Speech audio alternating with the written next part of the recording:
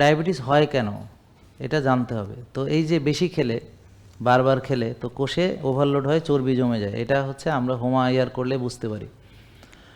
তো হোমায়ার যদি আপনার বেশি থাকে তাহলে আপনি বুঝবেন যে আপনার সেলুলার ওভারলোড আছে। তো সেলুলার ওভারলোড হচ্ছে প্রাথমিক অবস্থা। হোমায়ার বেশি মানে কোষে ওভারলোড আছে। কোষে ওভারলোড হলেই ডায়াবেটিস হয়ে যায় না, কোষে ওভারলোড হচ্ছে প্রাথমিক অবস্থা। ডায়াবেটিস হওয়ারও 10-12 বছর বা 15 বছর আগে থেকে কোষে ওভারলোড শুরু হয়। তো আমরা যদি ডায়াবেটিস হবে কি না আমরা যদি টেস্ট করি, তাহলে হোমায়ার পরীক্ষা করলে বোঝা যাবে ডায়াবেটিস হওয়ার বহু আগে যে আমাদের ডায়াবেটিস সামনে হবে কি না, অনেক বছর পরে হবে কি না। তাহলে হোমায়ারের স্বাভাবিক মাত্রাটা হলো 1।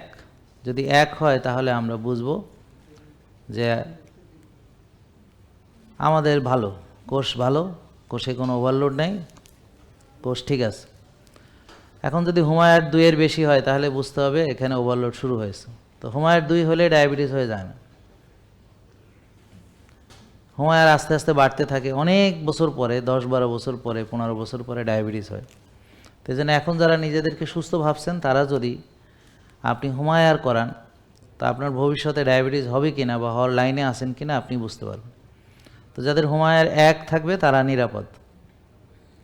তবে সে যদি অনিয়ম করে সেটা আবার বেড়েও যাবে।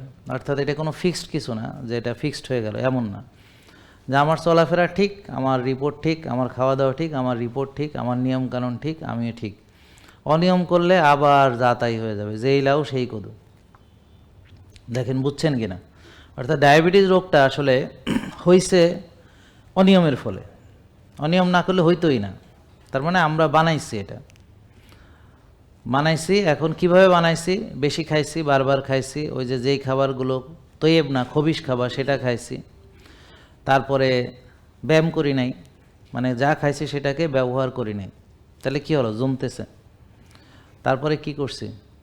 রাত জাগছি, টেনশন করছি, অনিয়ম চলছি, অনিয়ম চলাফেরা করছি। তো কি পরিণতি কী হয়েছে? আমার রক্তের চিনি এখন বেশি, কোষে আর ঢুকতে পারে না, কোষে ওভারলোড হয়ে গেছে। তাহলে আমরা কোষ খালি করলে ডায়াবেটিস ভালো হয়ে যাবে। তাহলে কোষ খালি করার জন্য এই যে রোজা। জেকে লাইফস্টাইল লিমিটেড, ওষুধ মুক্ত সুস্থ জীবন।